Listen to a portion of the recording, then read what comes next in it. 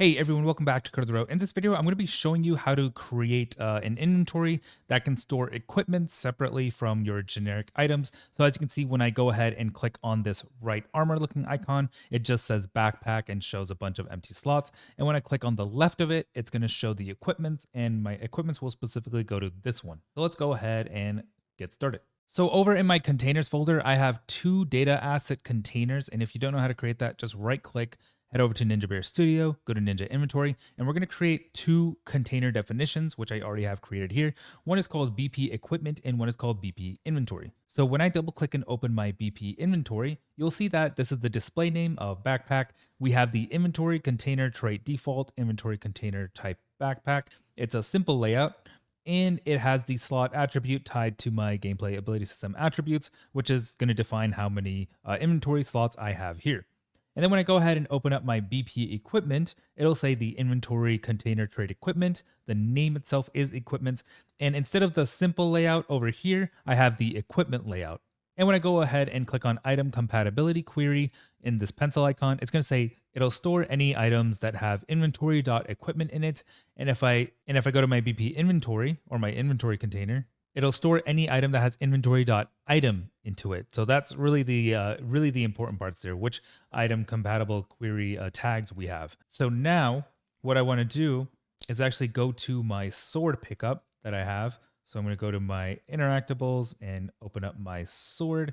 When I go to my sword item data asset, this gameplay tag itself is inventory.equipment. And I also want to make sure that I have the equipment tag here, and pretty much it's going to be labeled as an equipment. We're going to have the state, which is going to be the inventory item stored in this case, because I haven't set up a way for my character to actually equip it. But yeah, overall, this is pretty much how you really want to set it up. The gameplay tag over here, it's going to define which container this is actually going to be able to go into. And now since that is tied to my BP sword pickup, like so, over here in the pickup items, it's basically just going to tell us, hey, this is the item we're picking up. And what I want to do on my UI actually, so here's my WBP inventory. Currently, I don't have any icons set up. I have a little drop zone that you might have seen in the last video where we can just drag and drop items. But what I want to do from here is I'm just going to actually drag in a horizontal box just so we can align them side to side. Under my vertical box, I actually want this to be above. All right, scratch that. Going to start my inventory from here. So I've gone ahead and created an empty blank WBP inventory, and it's just a child. All right, so I've gone ahead and created a WBP inventory, which the parent class is just your normal user widget. From here, what I want to do is go ahead and look for a vertical box. Then I'll add a horizontal box because I want my icons to be side to side. And then I also want to look for something called a widget switcher. So under panel, I'm going to drag in a widget switcher, which is I'm going to drag over my vertical box like so. And then from here, I'm just going to actually change the name to just widget switcher. I'm going to make sure is variable is checked. And from here, I'm going to add in whatever inventory systems I want. So I'm going to look for my WBP. I have one for container. My WBP container is just my regular backpack. And then I'm going to add another one for my equipment, which is where my weapons and armor pieces will go to. And I'm just going to go ahead and click fill to fill this all out. And I also want to add that WBP drop that I created in my last tutorials. And I'm just going to drag this over the vertical box so that it goes on the very bottom. I'll click fill. I don't want to take half of it. I'll just do like 10%. So I'll just type in 0.1 here or something. Oh, whoops. I did that for padding. I meant to do 0.1 here. So it's only going to take 10% of the bottom. Now over here, what we want to do is this widget switcher is basically an array. We want to control this array with a button or two buttons, which will have an icon on it. So I'm going to go ahead and look for a button. I'm going to drag two into the horizontal box. So one here, two here. I'm going to call this a button. Let's call this button inventory on the left. And then the right will be button equipment. Now, under each of these buttons, I want to go ahead and add an image. So I'm going to look for the image, drag it one under inventory, one under equipment. And I'm going to just go ahead and change this to image equipment. And the other one will be image inventory. And I want to go ahead and select both images, actually both buttons, and I want to align them in the middle. I want to go ahead and select both images and align them in the middle. And I'm going to go ahead and select my horizontal box and align them in the middle like so. And then I just want to look for an image. So this is going to be for my inventory.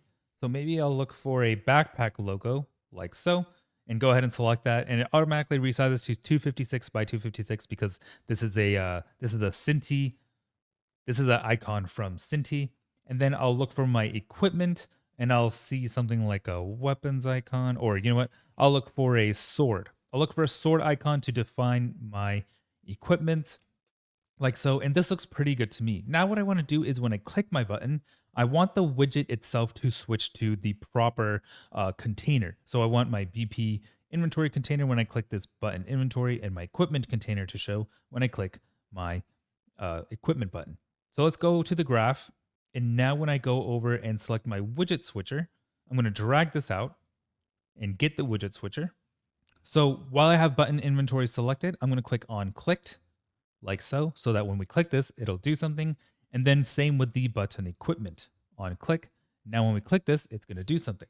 So all I want to do is drag out this widget switcher and set active widget index over here. And I'm just going to duplicate this down here and just tag both of these and make sure the target is connected to both of these. And now the index is in the order of how we dragged and dropped it. So when I go back to my designer, the first one I dragged was my WBP container and then equipment. So container will be 0 or inventory will be 0, and then my button equipment will be 1. So now I'll go ahead and hit compile and save. And you can have specific items according to specific tags. So if you want a specific slot just for quest items or something, and then you could easily do that by doing this same method.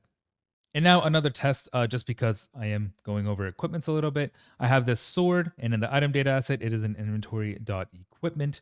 Now, when I go ahead and pick this up, it does in fact show up in my equipments over here, and I can go ahead and drag and drop, and now it's back in the world. And then I can also, let's actually change the tag and try this out. So I'm going to go to my item data asset. Inventory.equipment will change from inventory.equipment. So I'll change inventory.equipment to inventory.item. Gonna go ahead and hit save, drag this out, click play. And now when I pick this up, it'll show up in my backpack. Now it's not in my equipments anymore. It's just in my backpack because of that tag. And I can just go ahead and drag and drop this like so. Thanks for watching, Cody Bro. Like, subscribe, comment, what you want to see next. I'll see you in the next video. Thanks for watching.